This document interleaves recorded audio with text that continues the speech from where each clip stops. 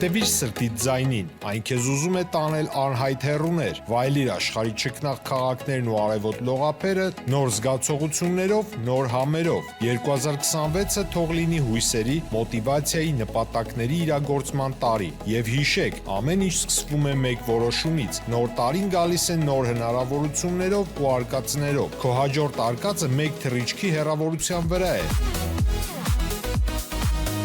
Travel with M 095 89 20 48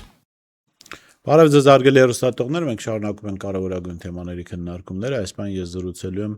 Նարեկ Մանուկյանի հետ, հայկական ճանապարհ կուսակցության հիմնադիր։ Պարոն Մանուկյան, մենք տեսանք Պուտին-Փաշինյան հանդիպումը։ Նորմալ մարդիկ կարծում եմ այն որ ասում խայտարակվեցին աշխարհով մեկ, այդ Fight-ի ֆիլմի դրվագներով։ Բայց իշխանությունները նախ Նիկոլ Փաշինյանը վերադարձավ, ասես ֆանտաստիկ արդյունավետ հանդիպում էր Պուտինի հետ։ Ես չգիտեմ այնտեղ ինչներ հանդիպում, այնտեղ վերլուծաբաններից մեկը մի բան ասաց, Փաշինյան-Պուտին հանդիպման միակ տեղը, որտեղ կար կոնսենսուս, դա այն կետն էր, որտեղ Պուտինը առաջարկեց գնալ ուտելու հետո, հաց ուտել։ Ուրիշ համաձայնության տեղ չկա։ Դուք ինչպես եք գնահատում այդ հանդիպումը։ Եթե փորձենք հակիրճ գտնվել, ուրեմն այդ հանդիպման ժամանակ Ռուսաստանի Դաշնության նախագահի խոսքերը ուղղված էին ոչ թե Նիկոլ Փաշինյանին, այլ հայ ժողովրդին։ Կարճ, այսինքն ինքը ասում էր, որ եթե ժողովուրդը որոշի այնուամենայնիվ ընտրի քաղաքացիական պայմանագրին, իրեն ինչեր է սպասվում։ Հակիրճ, այսինքն խոսքը ոչ թե ուղղված էր Նիկոլ Փաշինյանին, ինձ թվում է իրանց մոտ արդեն Նիկոլ Փաշինյանի հաշվով ամեն ինչ պարզ է, մի բանը 21 անգամից չի որ հասկանան, այսինքն հասկացան թե նրա վարքագիծը, թե նրա իրենց երկու երկրների հարաբերություններում իր ունեցած դերը, եւ այս ամեն ինչը ուղղակի նախընտրական շրջանում ուղղված էր, թե ինչեր է սպասում Հայաստանին եւ հայ ժողովրդին, եթե անկարծ Նիկոլ Փաշինյանը վերընտրվի։ Հակիրճ ասեմ ներկայիս, այս իմ կարծիքն է։ Ինչով էր արդյունավետ, ինչով կարող էր արդյունավետ լինել, որ Փաշինյանը հայտարարել որ արդյունավետ բան էր, հանդիպում էր։ Դե Փաշինյանի հայտարարությունները ասում քննարկման ենթակա չեն, ինքը օրվա մեջ մի քանի անգամ լրիվ հակնդիր բազմաթիվ հայտարարություններ անում, տեղ արդյունավետության բացարձակ խնդիր չկար, իսկ Ռուսաստանի Դաշնության հետ բիզնես կապեր ունեցող մարդիկ, իսկ այդ մարդիկ շատ են, եթե համարենք նաև գյուղատնտեսությամբ զբաղվող մարդկանց, հստակ տեսնում են իրենց վրա այն խնդիրները, որը հարաբերությունների արդյունքում առաջանում է իրենց համար, եւ դրա համար արդյունավետ լինելու ոչ մի այդտեղ խնդիր չկար, իսկ այն ինչ որ ասեց ժողովուրդը պիտի յուրաքանչյուրը պետք է այդ հասկանալով, սկսած բազմիցս դե վերլուծաբանների քաղաքական գործիչների կողմից բազմիցս ներկայացվեց այդ գազի գին, մնացած, այսինքն մենք ինչքանով է մեր տնտեսությունը կախված Ռուսաստանի Դաշնությունից, բոլոր գիտակից մարդիկ պարզ պատկերացնում են, այսինքն մեր տնտեսության հիմնական շարժիչ ուժը, հիմնական կախվածությունը դա Ռուսաստանի Դաշնության տնտեսությունից է կախված, եւ այդ ամեն ինչը ամենակիչը բարդացնել, իսկ լուրջ խնդիրներ առաջացնելով պատկերացնենք մեր տնտեսության հետ ինչեր կարա լինի։ Պարոն Մանուկյան, տեսեք, ձեր նման մարդկանց հետ հեշտ է հասկանալ, թե ինչ խնդիրներ են առաջանում, որտեղ դուք արդյունք ստեղծող մարդ եք, հա, Ռուսաստանի հետ հարաբերությունները հասկանում եք, որ Հայաստանի համար շահավետ են, նաև տնտեսապես մնացած հարցերը մի կողմ թողնենք։ Բայց երբ լսում են քաղաքացիական պայմանագրի ներկայացուցիչներն, օրս նրանց մեկի հետ բանավեճի, եւ հետաքրիր է, ոչ մի բան չստեղծած մարդիկ ասում են, հանուն ինքնիշխանության մենք պատրաստ ենք գազը $600 գնել, ասում ենք, հա, դուք պետական բյուջեի հաշվին նստած եք, բարգավաճառներ բան եք ստանում, դուք երևի թե $600 կգնեք, կամ ասում են, մեզ պետք չի, եթե պիտի հանուն մեր ինքնիշխանության հաշվին միրգ արտահանենք Ռուսաստանի Դաշնություն, դա մեզ պետք չի, սա ինչ մոտեցում է։ Սա պարազիտի, ոչինչ չստեղծողի մոտեցում չի, որ իրենց կյանքում որևէ արդյունք չեն ստեղծել, իրենք իրենց կյանքում չգիտեն մարդիկ ինչ դժվարությամբ են բերք ստեղծում, մարդիկ ինչ դժվարությամբ են բիզնես ստեղծում, ինչ դժվարությամբ են կապեր ստեղծում ԵԱՏՄ տարածքում կամ աշխարհի ցանկացած կետում, հա, որտեղ հայկական ապրանքը գնում վաճառվում է կամ հայ գործարարները բիզնես են անում։ Սա ինչ մոտեցում է ձեր գնահատականը։ Դե դատարկախոսություն, ինքը պոպուլիզմ չի նույնիսկ, այսինքն իհարկե հանուն ինչ որ գաղափարների, իսկ հանուն ազգային գաղափարների շատ բան կարելի անել, ընդհանուր մինչև կյանքը զոհաբերես, ինչը լինում է պատերազմների ժամանակ, բայց այդ ասող մարդկանց մեծ մասին մենք չենք տեսել, որ նման մի հատ ինչ որ արարքի դիմեն, այսինքն իսկ ինչ վերաբերվում է ինքնիշխանություն ասածը մի հատ խնդրեմ քաղաքագետներին ավելի մատ հստակ ժամանակից աշխարհում սահմանան ինքնիշխանությունն ինչ է, որովհետև այդ առաջվա ինքնիշխանությունը չի, այսինքն աշխարհում չկան, ասենք, մի քանի հզոր երկրներ, որոնք իրականում ինքնիշխան են։ Հիմա բազմաթիվ կապերով իրանք իրար հետ կապված են ու իմաստ էլ չկա, աշխարհում դու մենակ չես ապրում, իմաստ էլ չկա ամեն ինչ ինքնուրույն քո խնդիրները։ Ավելի անգամ Միացյալ Նահանգների վրա ազդում է Իրանը Հորմուզի նեղուցով, որ ընդհանրապես հազարավոր կիլոմետր է։ Բազմաթիվ հարցերով, այսինքն, իսկ այն ինքնիշխանությունը, ինչը Նիկոլ Փաշինյանն է ասում, այդ ինքնիշխանության հետ ընդհանրապես կապ չունի, նշույլ անգամ չկա այնտեղ։ Ինքը ուղիղ կապը, ուղիղ կախվածության մեջ է գցել երկիրը, ուղիղ հրահանգներն է կատարում թշնամի պետության, այսինքն ինքնիշխանության մասին ինչի մասին է խոսքը։ Եվ ասեմ, նման խոսակցություններին պետք չի լուրջ վերաբերել, ես չեմ կարծում, որ այդ նույն մարդկանց մոտ իրանց մտքերն են, հետևելով Նիկոլ Փաշինյանի թեզերն են պաշտպանում։ Այդ մարդու հետ որ առանձին երբ որ նստես խոսես, ես համոզված եմ, եթե առանց տեսախցիկներ ինքը վստահի քեզ, որ ուրիշ տեղ այդ խոսակցությունը չի հասնելու, ինքը լրիվ հակնդիր կարծիք ասելու ու մեծ հավանականությամբ նաև լինելու այն կարծիքին, որը մենք հիմա կրում ենք։ Այսինքն ստեղ ուղղակի այդ մարդկանց մոտ Նիկոլի շրջապատի եւ քաղաքացիական պայմանագրի մեծ մասի մոտ ուղղակի իրան ակնհայտ առաջնային հատկությունը այդ վախն է Նիկոլ Փաշինյանից եւ այդ կարճացությունը պաշտոնից եւ մնացած բոլոր գործողությունները բխում են այս երկու կետից։ Իրանք այս երկու կետից ելնելով իրանք ամեն ինչ կկրկնեն, ամեն ինչ կասեն։ Թեզերն ասում որ իրանք ընդհանրապես համաձայն չեն։ Թեզերն ասում որ իրանք նեղ ընկերական միջավայրում լրիվ դրան հակառակն են ասում։ Իսկ Ռուսաստանի հետ կապված կամ մյուս երկրների հետ կապված տնտեսական կապեր ունենալ, տնտեսական փոխշահավետ կապեր ունենալը, իսկ Ռուսաստանի հետ կապված առաջերտին շահավետը մեզ ակնհայտ է որ մեզ շահավետ։ Ես մի անգամ ձեր հաղորդման ժամանակ ասացի 17 միլիոն քառակուսի տարածք տրված է մեզ տնտեսական գործունեություն ծավալելու համար, ամենակիչը։ Մենք քանի քառակուսի ունենք։ 29000, չգիտեմ ինչ որ 700 քանիս են ասում, չէ՞, ներկայացուցիչը։ Իհա,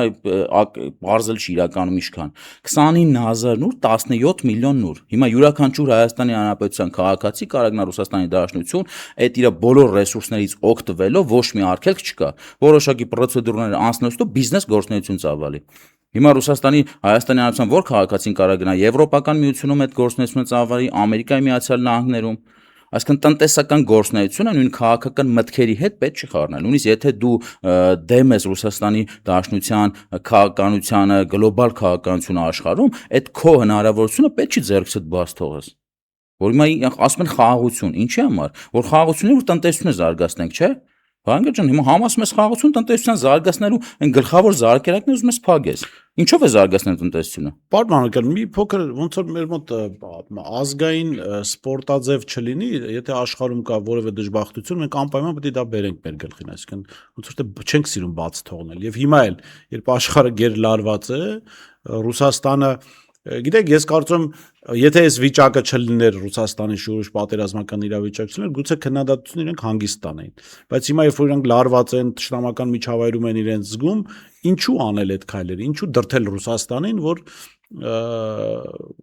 չգիտեմ, Հայաստանի դեմ քայլեր անի, դա ինչ օգուտ է իրենց տալու, լավ, իշխանություն են, չէ՞, ի վերջո այս պահին կոնե մինչև հունիսի 7-ը իշխանություն են։ Հետևանքներն իրենք են կրելու։ Դուք այստեղ բացատրություն տեսնում եք իրենց վարքագծում։ Իրենք մի քանի թեզեր են զարգացրել հայ հասարակության մեջ, եւ այդ թեզերից մեկը այդ հակառուսական քաղաքականությունն է։ Տարբեր հարցումներով Հայաստանում մոտ 30-35% չափ հակառուսական տրամադրվածություններ կան, իսկ մի փոքր ավելի քիչ, ինչ որ 10 քանի տոկոսի չափ մոտավորապես կա, այտենց որ Ռուսաստանի ռուսներին համարում են թշնամի։ Դա այդ լրիվ adekvatությունից դուրս է, այսինքն թշնամի բառ հասկացողությունը պատկերացնում եք, այդքանով հանդերձ իրանք համարում են Ռուսաստանի թշնամի։ Ու այդ դրանք գլխավոր այդ գեներատորը այդ ամեն ինչը գեներացվել է այս իշխանության եւ իրենց այդ հարիշխանական այդ որոշակի կուսակցություններ կան, բոլորիս հայտնի եւ որոշակի անհատներ կան, որոնց ճակատին վազող տողով գրված է այլ երկրի գործակալ, այդ ամեն ինչը իրանք են գեներացրել։ Այսինքն եւ այդքանով հանդերձ հիմա իրանք այդ թեզերը առաջ են տանում, որովհետեւ դրանով են կարող միավորեն որոշակի ժողովրդին։ Այսինքն ժողովրդին, որպեսզի մնաս իշխանության, որպեսզի որոշակի ազդեցություն ունես, ինչ որ մարդկանց կարողանաս միավորես։ Նորմալ մարդիկ դրանք միավորում են ազգային գաղափարախոսության շուրջ, պետական կարևորագույն մտքերի, ինչ որ ծրագրերի շուրջ մարդիկ։ Իսկ այս մարդիկ քանի որ չունեն այդ ամեն ինչը եւ իսկ ազգայինի հետ կապված ընդհանրապես ինչ կա իրանք խեղաթյուրել են եւ արդեն նույնիսկ դրա կարևոր կարևորությունն են, ասենք, ոնց որ իրենց թեզերում երկրորդային, երրորդային տեղ դնում։ Դրա համար ստիպված, ասենք, sense հակառուսական ինչ որ մտքեր են առաջացրել դրա շուրջ մարդկանց համախմբում։ Իսկ մարդիկ կան ուղղակի նստած իրենց տունը կրկնում են ինչ որ տարբերվելու մի ձև առանց հասկանալ, առանց մտածել, այդ դեմոկրատիա ասածը իհարկե պատմությունը այդ հայտնի խոսքա չէ, ավելի լավ ինչ որ մի հատ համակարգ չի ստեղծել, բայց այնուամենայնիվ դեմոկրատիան սոցցանցերը բերել են նրան, որ այն մարդիկ, որ իրենք չունեն ոչ ինֆորմացիոն աստիճան, ոչ այդ կրթական ցենզուրը, իրենց խոսքը սլա հասարակության մեջ հասանելի լիներ։ Իսկ երբ որ այդ մարդիկ նաև հանգարց դրանց մի մասը դառնում են իշխանություն, հասկանալ կարան ծնվեն sense հակապետական, մեր պետությանը վտանգող բազմաթիվ թեզեր, որ դրանց ամենագլխավոր այդ հակառուսական այդ ինչ որ մի հատ sense մտքեր, թեզեր եւ մի հատ գաղափարներ են առաջացել եւ դրանք դեպի ու զարգացնում են օր-օրի ավելի առաջանում, որը իհարկե մեր երկրի համար հաստատ կարաբերի շատ տենց մեծ բառեր չասեմ, բայց կարաբերի շատ լուրջ խնդիրների ու այն մարդիկ, ովքեր հիմա այդ բառերը ուրախ կրկնում են, առաջինը իրանք են Հայաստանից թողնելու փախնեն, երբ որ մի հատ լուրջ խնդիրներ առաջացավ տնտեսական ու փախնելուց էլ առաջինը փախնելու են Ռուսաստանի Դաշնություն։ Ես հիշում եմ, այո, որ 2021 թվականին Նիկոլ Փաշինյանն ընտրած շատ կերպարներ, երբ նոյեմբերին սահմանին սրացումներ սկսվեց, առաջինը հենց իրենք էին, ուղղակի ծանոթների շրջանակում միայն, որ Ռուսաստան էին գնում։ Հետաքրքիր է նաև, թե ինչու Պուտին-Փաշինյան հանդիպանը վերադառնալիս է, ինչու Պուտինը հրապարակային խոսեց այն խնդիրների մասին, որոնք վերաբերում են Հայաստանի ներքին կյանքին։ Ես ասացի կարճ, այդ խոսակցությունը ինքը այդ Ռուսաստանի Դաշնության նախագահի խոսքը ուղղված չէր Նիկոլ Փաշինյանին։ Իր մոտ հստակ եմ ասում եւ քաղաքական վերնախավի մոտ Նիկոլ Փաշինյանի հետ կապված ամեն ինչ պարզ է։ Նրանք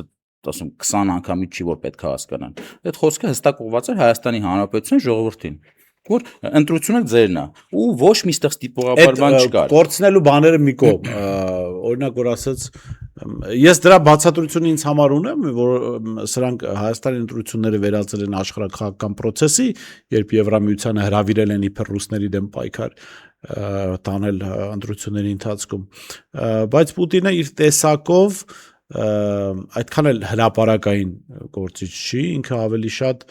այսպես ասած, կուլիսային պայմանավորվածությունների կողմնակից, հատկապես բարեկամ երկրների հետ հրապարակային ամեն ինչ հրաշալի է, իսկ կուլիսների հետ կարող են տարբեր հարցեր քննարկվել, ինչու սա հրապարակային ասած, որ մեզ լավ տրամադրված ուժերին հուսանք թույլ կտակ ընտրություններին մասնակցել, եւ այդ մնացած կետերը։ Արդյոք սա նշանակում է, որ կա տոտալ անվստահություն Փաշինյանի նկատմամբ, որ կուլիսներում իր հետ կպայմանավորվեն, ինքը կգա Հայաստան կխաբի։ Ուրիշ բան կա։ Մեծ արավիրքից առաջ ժողովրդին զգուշացրեց Բորիս ջան, մեծ արավիրքից առաջ, այսինքն հստակ ասեմ ձեզ, երբ որ քաղաքացիական պայմանագիրը եթե վերընտրվի, ամենայն հավանականությամբ իհարկե դեպական կանխորոշելը, տենց կանխատեսելը այդքան շատ շնորհակալ գործ չի, բայց ամենայն հավանականությամբ ամենակիչը տնտեսական առումով Հայաստանի հետ լուրջ խնդիրներ են սպասվում։ Եվ ինքը ոնց որ լինելով իրեն ապավագրեց եւ փորձեց ազնիվ գտնվի եւ հստակ զգուշացրեց Նիկոլ Փաշինյանը չէ, հայ ժողովրդին, մեր ընտրողներին, թե ինչեր է սպասվում։ Հիմա թե ինչքանով կընկալեն, մեկը դրանից կողքավորվի, կասի, չգիտեմ, ինչ որ փողոցում մարդիկ ինչ էին ասել, որ լավ Պուտինին ինչ արեցիր, գազ տվեց իր։ Դրա հակադարձն է, որ Պուտինը կարող գազ չտա։ Ինչ որ sense բաներ կար այստեղ ողջավորվածություններ առաջացնի, բայց այդ ամեն ինչից այն կողմ այդ ինչ որ բամբասանքի ցածր, ոչ ինֆորմացված, ոչ քաղաքականապես, ոչ մտածելու այդքան վերլուծական միտք ունեցող մարդկանց մտքերն այդ ամեն ինչը հստակ հասկացող մարդու համար հստակ երևում է թե ինչ ամենակիչը ինչ տնտեսական խնդիրներ են առաջանալու մեր հետ կապված։ Իսկ եթե շատ այդ քաղաքականությունը շարունակվի, բազմաթիվ օրինակներ կան, էլի, ու դա շատ այտենց հին պատմական չեն, սկսած Վրաստանի հետ կապված խնդիրները, թե Վրաստանը ուր գնաց, ինչքան հետ եկավ, իսկ Ուկրաինայի հետ կապված բոլորս տեսնում ենք, եւ դրա համար շատ մի հատ կարեւոր խնդիր կա մեր մոտ այն մարդիկ, որ բոլոր մարդասեր մարդիկ, բոլոր նորմալ մարդիկ իհարկե կարեկցում են ուկրաինական ժողովրդին, նորմալ է չի որ չկարեկցես, ոնց կարաս ասեմ, այսինքն դու իրականում հոգեպես թե ուկրաինական ժողովրդի կողմից ես, թե Ռուսաստանի ռուսական ռուս ժողովրդի կողմից ես, որտեվ ժողովուրդը այստեղ մահացողն է, երեխան մահացողն է, տունը քանդվողն է, չես կարող իր կողմից չնես։ Ինքը այս հարցը խառնում են մեծ գեոպոլիտիկ կամ կայսերական կամ իսկ Ռուսաստանի դաշնուն հստակ կայսրություն է, մեծ կայսրություն է։ Այդ խնդիրների հետ են խառնում։ Այսինքն կարեկցելով ուկրաինական ժողովրդին դու մտածում ես որ չէ գիտես Ուկրաինան ճիշտ է այստեղ ճիշտը այդ փողոցային լեզվով ասած մեկը չի այսինքն միգուցե ուկրաինական ժողովուրդը ճիշտ է ռուս ժողովուրդը երբ որ կռվում է մահանում է ինքը ճիշտ է ինքը չի ուզում մահանան չի ուզում բայց մեծ գեոպոլիտիկ շարժերի մեջ ինքը Ռուսաստանի դաշնությունը իր շահն է առաջ տանում ու ինքը միշտ տարել է միշտ էլ տանելու է եւ հայ ժողովուրդը Հայաստանի Հանրապետության կառավարությունը այս ամեն ինչը տեսնելով եւ գիտակցելով եթե գիտակցում է իհարկե պետքա սենց խնդիրների մեջ չտանի մեր պետությանը մտցնի այսինքն մենք ինչքան էլ որ ուզում ենք անկախ պետություն լինենք մեր ժողովուրդը իր հողի տերը պետքա լինի բայց կարա մի հատ լրիվ ուրիշ բան ստացվի եւ մի հատ հանգարց մեծ կայսրության մեծ մի հատ ուժային կենտրոնի հետ կապված խնդիր առաջանա ու մենք այդ հողի տերը մենք չլինենք դրա համար այս ամեն ինչը գիտակցելով պետք է հստակ քայլեր չանենք այսինքն նույն Զելենսկին կամ նրա նախորդ ղեկավարին Ուկրաինայի բազմիցս չէ նախազգուշացվեց այդ ամեն ինչը էլի շատ նորմալ է որ եթե ինքը այդ ուկրաինական հողը համարում է իրան եւ ուզում է գնա մեռնի իր տեսանկյունից ինքը ճիշտ է բայց իր տեսանկյունը չի աշխարհում առաջնահերթը իրողություններն ուրիշ են երբեմն եթե մարդ պետություն ուզում է զարգանա առաջ գնա պետք է առաջին հերթին իր շրջապատի եւ աշխարհում իրողությունները ճիշտ գիտակցի հասկանալով նոր ռացիոնալ ավելի միջավայրին adekvat որոշումներ կայացնի այսինքն այդ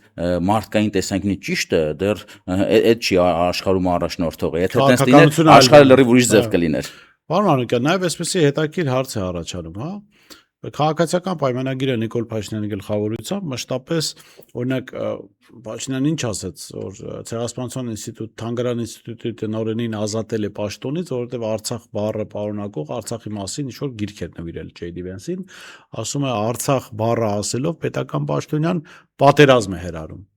Եվ հետո էլ ասեց, չէ՞ որ սեպտեմբերին կլինի պատերազմ, եթե ինքը չվերընտրվի ու աղետալի պատերազմ, մենք պարտվելու ենք։ Իհարկե թե հարցը առաջանում թե 8 միլիարդը որ ասում էր բանակի վրա է ծախսել, այդ ինչի վրա է ծախսել, որ հաստատ վստահ ես, որ քո սարքած բանակը պարտվելու է, սա ուրիշ թեմա է, բայց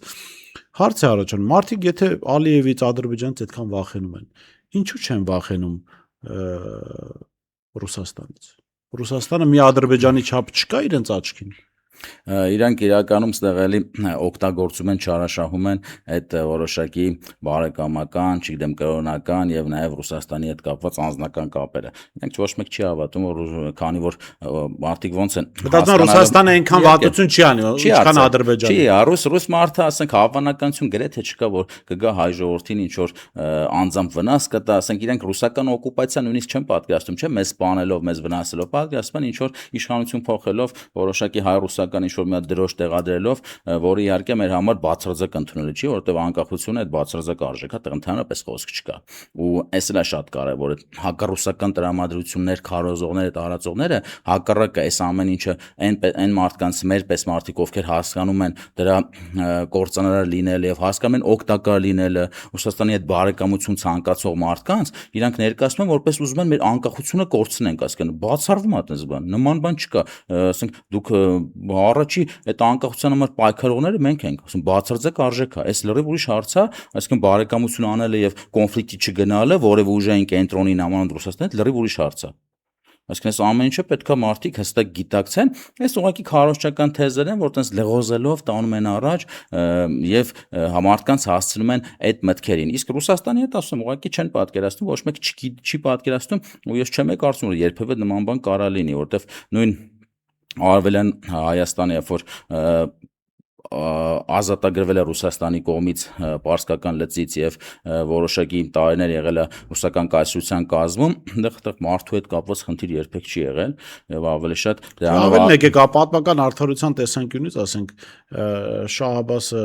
հայերին տեղահանել էր այստեղից, ռուսական կայսրությունը վերադարձեց։ Արևելյան Հայաստանը իհարկե գրեթե դատարկված էր, դրա համար նույն Ալիևը իր ոչ միայն դատարկված էր, իսլամական տարեր բնակեց։ Այս ամեն ինչը օգտագործել ստեղծելով, տեսեք, նույն անցել են տարիներ, չէ, չգիտեմ 200 տարի, 250 տարի եւ Ադրբեջանի ղեկավարը ներկայիս, ասենք այդ ամեն ինչը ներկայացնում, որտեղ Հայաստան չի եղել, ասում են ռուսները բերել են, բայց ինքը իրականում այդպես չի ասում, որ միջև այդ պարսիկները տարել են, ռուսները ուղղակի ոնց որ վերականգնվեցին պատմական արդարությունը։ Դրա համար այստեղ այս ամեն ինչը քարոզչություն է, գիտեք, որ ասենք Հայաստանի գլխա, չգիտեմ, առաջին հերոստանգերությունը ոնց է կոչվում, H1, հա։ Պետական հերոստանգերությամբ այն այս հակապետական, հակազգային այս ամեն ինչն է քարոզվում։ Շատ դժվար է, ժողովուրդը մեղ չունի ինքը այդ քարոզությունը ժամանակ առ ժամանակի ընթացքում իրանք կլանում են եւ դրանց որոշները նաեւ դառնում են դրա կրողը։ Իդեպ հետաքրքիր է, Փաշինյան մի տերմին է օգտագործում, կայսրության ծայրագավառ, ես պատմության տեսանկյունից որ նայում ես, եթե Արևելյան Հայաստանը չլիներ ռուսական կայսրության ծայրագավառը, դժվար է այստեղ հայերը վերադարձվեին ապրելու, ինչու, որովհետև ռուսական կայսրությունը լինելով քրիստոնեական կայսրություն, իրեն պետք էր, որ հենց այդ ծայրագավառ ասածում սահմանում քրիստոնյաներ ապրեն, ոչ թե իսլամադավաններ, որոնք բերվել էին հայկական հողի վրա արդեն իսլամական կայսրության կողմից։ Դե այդ բազմիցս իմ կողմից չէ, բազմիցս մարդկանց կողմից հստակ ներկայացվել է, չէ, ասենք Արևելյան Հայաստանը, երբ որ եղել է ռուսական կայսրության ազդեցության տակ, իսկ Արևմտյանը թուրքական եւ որի հետ ինչ է եղել։ Հիմա ասենք Արևմտյան Հայաստանում ապրում են շատ քիչ հայեր կամ նրանք արդեն նույնիսկ կրոնափոխ են եղել, դավանափոխ են եղել, իսկ Արևելյան Հայաստանում արդեն անկախ Հայաստանի Հանրապետություն կա։ Իմ կարծիքով նույնիսկ այս ամեն ինչ մենք ինչ ասում ենք, ես դա նույնիսկ կարծում եմ, որ Նիկոլ Փաշինյանը հստակ գիտակցում է։ Այդ իր շրջապատի միգուցե մի մասը չգիտակցում, կուրորեն գնում աներ հետևից, ուղղակի ինքը այս իր մի տարբերակն է։ Ինքը լավ հստակ գիտակցում է թե Ռուսաստանի կողմից եղող վտանգները, որտեղ ինքը բոլոր ճակատներում պարտվել է, չէ՞։ Ասենք որոշակիորեն Հայաստանը իրականում 18 թվականից 26 թվական տնտեսապես զարգացել է, բայց դա եղել է ոչ իր շնորհիվ իր։ Մի քանի կարևոր ֆակտորներ են եղել։ Համար մեկը ռուս-ուկրաինական չէ, գլխավոր է հայ ժողովրդի ստեղ ապրող մարդկանց այդ ունակությունն է եղել տարիների ընթացքում, բայց դա այս տոկոսները չէր տալու, էլի, եթե իսկ այնց առանցքային մի հատ, ասենք, ոնց որ շարժիչ ուժ եղել է այդ ռուս-ուկրաինական պատերազմը, որոշակի իրականում 18 թվականից հետո որոշակի այդ մոնոպոլիաների հետ կապված փոփոխություն եղավ, չեն կարող սուտ ասել, էլի, ասկեն ինչ եղել է, լավ բան եղել է։ Հիմա հետո որոշակի ուրիշ մոնոպոլիաներ ձևավորվեցին, բայց գլոբալ մեծ մոնոպոլիա մի քիչ մարդկանց ավելի ազատ թողվեց, ասկեն ինքը եթե ինչ որ թվեր ունի ներկայացնելու, այդ կարող մենակ տնտեսական առումով որոշակի ներկայացնի, բայց այդ դեպքում էլի այս տնտեսական առումով ներկայացրածները ինքը Ռուսաստանի հետ կապված խնդիրների դեպքում լրիվ իջի կդառնա, ասկեն այդ մի դաշտը որ կարում է ինքը որոշ բաներ ներկայացնի, այսինքն ինքը այդ ամեն ինչը գիտակցում է եւ ինքը հիմա ավելի շատ այդ այն ոնց է կոչվում սուր բանի վրա որ վազում են էլի մարդիկ այդ տպավորությունն է թողում ինքը այդ սահմանային ինչ որ խաղերի մեջ է եւ բայց ինքը հստակ գիտակցում է թե ինչերի կարա բերի այս ամեն ինչը էլի դրա համար ես ուղղակի ժողովրդին յուրաքանչյուր քաղաքացու հորդորում եմ որ մի քիչ ցանկացած կարևորագույն որոշում կայացնելուց իսկ հունիսի 7-ը առանցքային եթե ինքը Հայաստանը այս այն տեղը այն բնակավայրը որտեղ ինքը ապրում է Իրանն է համարում այդ տունը Իրանն է համարում շատ գիտակցաբար պետք է մոտենա իր ընտրությանը ու հանկարծ չընկնի այդ ամենօրյա այդ մեծ ինֆորմացիոն դաշտում եղած այդ հոսքերի մեջ, որտեղ այդ հոսքերը ստեղծվում են մեծ մասամբ մտածված, այսինքն արվում են քայլեր, բազմաքայլ մի կոմբինացիաներ, որի արդյունքում որ իր ուղեղում ինչ-որ բան կատարվի եւ ինքը գնա այս մեկին ընտրի, ավելի վերլուծական, ավելի մտածված եւ հստակ թող իմանա, որ իրանից է կախված, իր ընտրության ընտրատեղամաս գնալով եւ իր ընտրություն կատարելով։ Շատ է, պարոն Մանուկյան, խոսեցիք ընտրություններից վերջին հարցը, դուք վերջ ձեր կուսակցությունը մասնակցելու ընտրություններին, թե ոչ, այդ որոշումը կայացվեց։ Մյուս շաբաթ մենք հայտարարությունով չեմ ուզում նախորդ ուղղակի հայտարարություն անեմ, sense մյուս շաբաթ մենք մեր կուսակցության խորհրդում այս շաբաթվա, այսինքն կիրակի օրը մի հատ վերջնական որոշում կայացվի եւ հայտարարություն կանենք մյուս շաբաթ։ Շատ լավ, շնորհակալ եմ։ Ես լավ շնորհակալ եմ։ Հետաքրքիր զրույցի համար ես շնորհում զրուցում էի Նարեկ Մանուկյան հետ, ստեցություն կհանդիպենք։